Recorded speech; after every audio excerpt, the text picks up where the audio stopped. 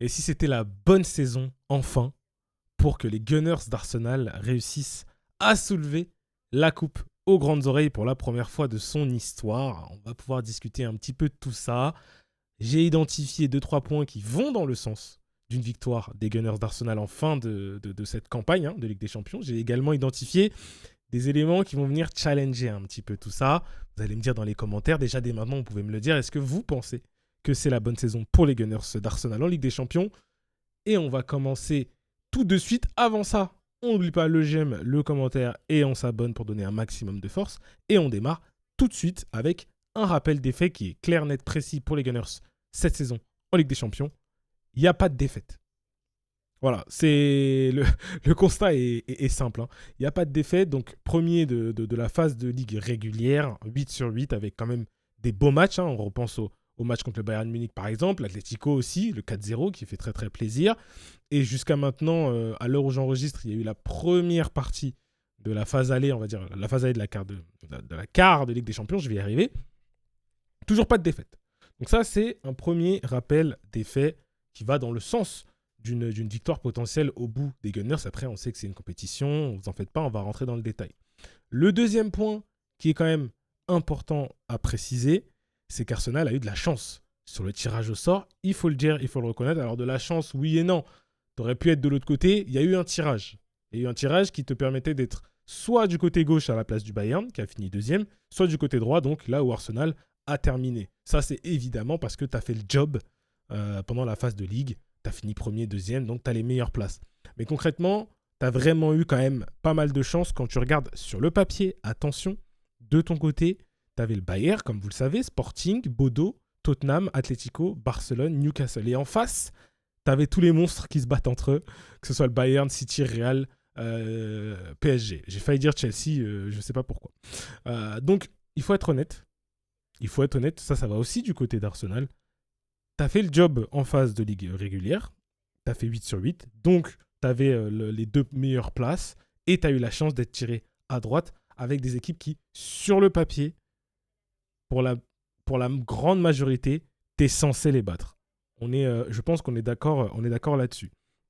Maintenant, rentrons un petit peu plus dans l'effectif, enfin pas dans l'effectif, mais au cœur de cette équipe d'Arsenal. Et pour moi, un élément qui va clairement dans le sens d'Arsenal qui gagnerait cette Ligue des Champions, c'est qu'Arteta sait jouer les doubles confrontations comme ça. Bon, à part le PSG l'année dernière où c'était compliqué, on est tous d'accord là-dessus. Mais si tu reprends par exemple Leverkusen, Arteta est largement capable de dire à ses gars, écoutez, on joue là-bas, ça va être compliqué. Si on ne peut pas gagner, il ne faut pas perdre. Et là, je sais qu'il y en a pas mal qui n'aiment pas du tout cette mentalité de si tu peux pas gagner, il ne faut pas perdre. Je peux comprendre, mais il faut voir les choses à la place d'Arteta. Arteta, lui, il est en train d'essayer de gérer une double confrontation, donc 2 fois 90 minutes, avec 90 minutes où tu n'es pas chez toi. Donc tu n'es pas chez toi, forcément, ça se passe plutôt logiquement, ça doit moins bien se passer. Donc tu arrives à faire le dos rond, faire un match nul à l'extérieur, tu les ramènes chez toi, et chez toi, tu fais le job. 36e Eze, 63e Rice, 2-0 pour Arsenal. Emballé, c'est pesé, t'es qualifié pour la suite de la compétition. Là, j'ai pris ce cas-là parce que c'est le cas le plus récent. On peut penser également au cas de l'année dernière contre le Real Madrid, où tu les as chez toi, tu leur mets 3-0 avec Rice qui a été touché par la grâce, bien sûr, ce soir-là, 3-0. Tu vas là-bas, tu fais le job, 2-1, on s'y attendait même pas forcément à aller jusqu'à ce 2-1. Un 1-1 suffisait, clairement. Mais voilà, ça montre quand même ce côté que peut avoir Mikel Arteta qui est assez pragmatique, qui est pas apprécié, en réalité, il faut le dire. Pas apprécié par les fans, parce que nous, on veut du jeu, on veut voir l'équipe qui joue, qui marque, qui se découvre, etc. Lui, non. Lui, c'est pas ça qu'il a envie de voir. Il veut une qualification et pour le coup, on peut pas lui enlever ça. Maintenant, si on continue sur des points qui peuvent, pour moi, à mon sens, aller dans le sens d'Arteta, c'est l'adversaire. Pourquoi je dis ça ? Parce que en Première Ligue, par exemple, actuellement, Arsenal est toujours premier.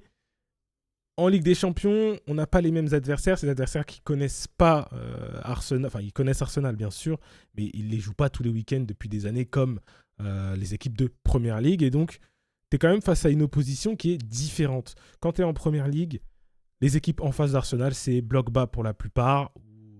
Voilà, mais elles savent où appuyer exactement pour réussir à déjouer un peu les plans de Mikel Arteta. Là où, en Ligue des Champions, tout le monde veut gagner, tout le monde veut jouer.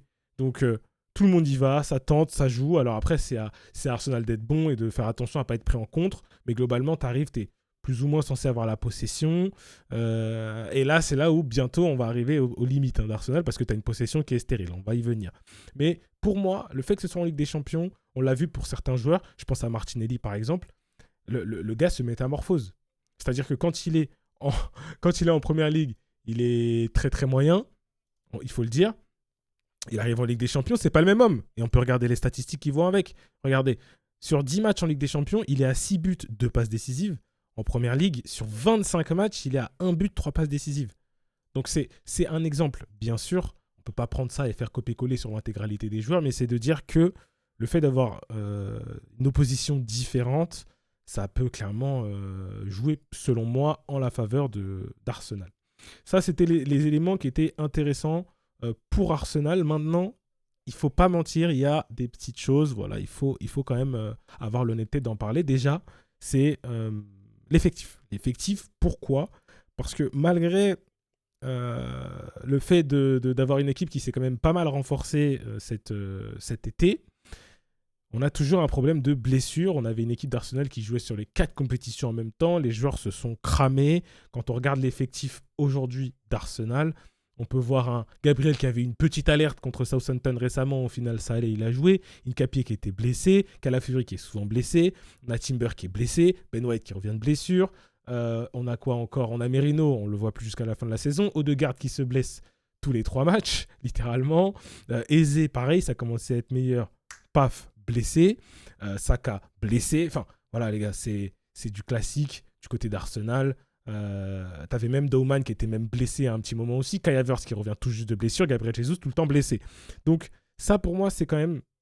Ça montre les limites de cet effectif. Alors, est-ce que c'est parce que on n'arrive pas du côté d'Arsenal à jouer sur les 4 compétitions, on n'a pas assez d'effectifs, de rotation dans l'effectif.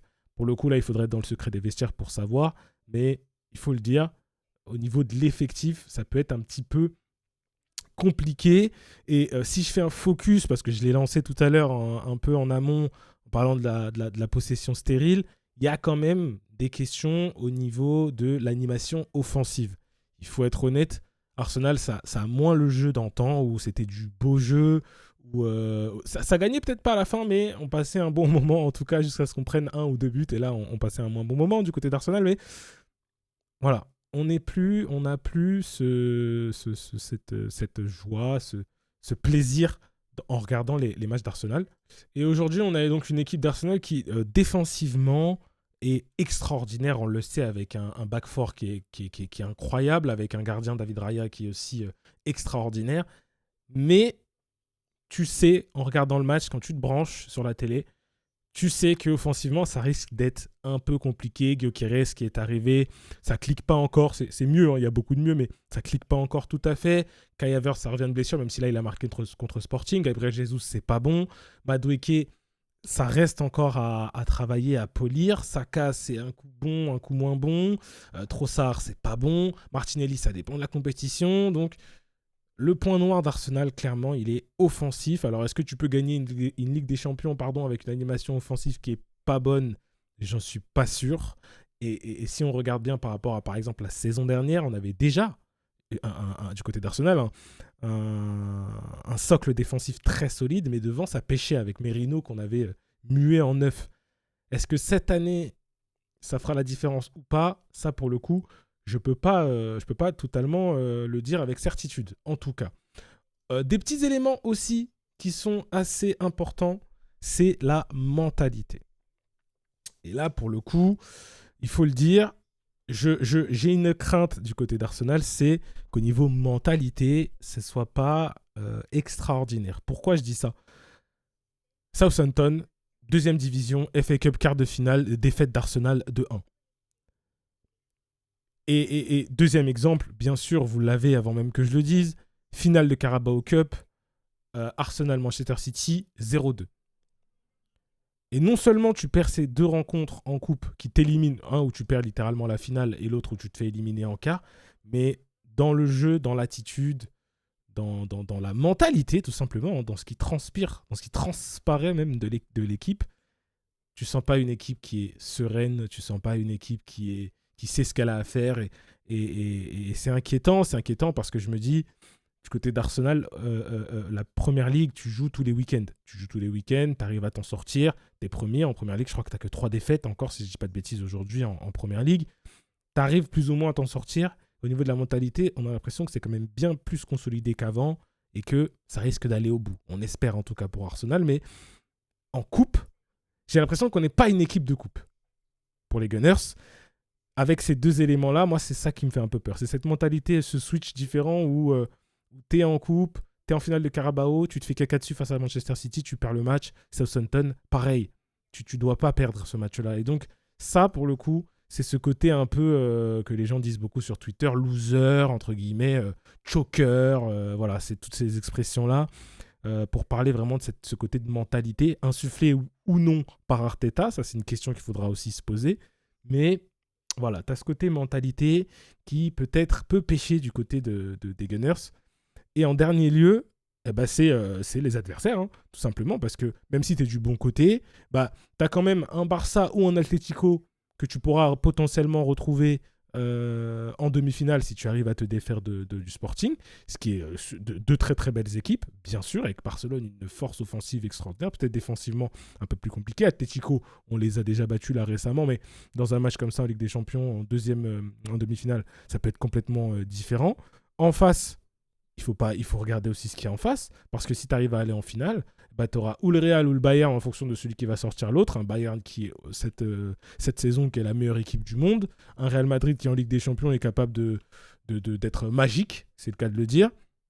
Et de l'autre côté, il y a aussi Paris et Liverpool. Pour le coup, Liverpool, ça va moins bien, je les vois moins aller en finale, et Paris, tenant du titre, capable aussi de répondre présent et d'aller, pourquoi pas, chatouiller un Bayern s'il passe, les sortir, se retrouver en finale et faire le back-to-back. Donc il ne faut pas aussi oublier que même si Arsenal a été du bon côté de l'arbre, il y a quand même des monstres qui sont là, qui sont présents et qui sont capables d'aller aussi chercher cette compétition. Donc voilà, c'était un peu les bons points pour Arsenal, les mauvais. La question, je vous la pose, est-ce que vous pensez que c'est la bonne saison pour les Gunners d'Arsenal? N'hésitez pas à me dire ça en commentaire, je me ferai une joie de vous lire. Et je vous dis à la prochaine pour de nouvelles aventures. Peace.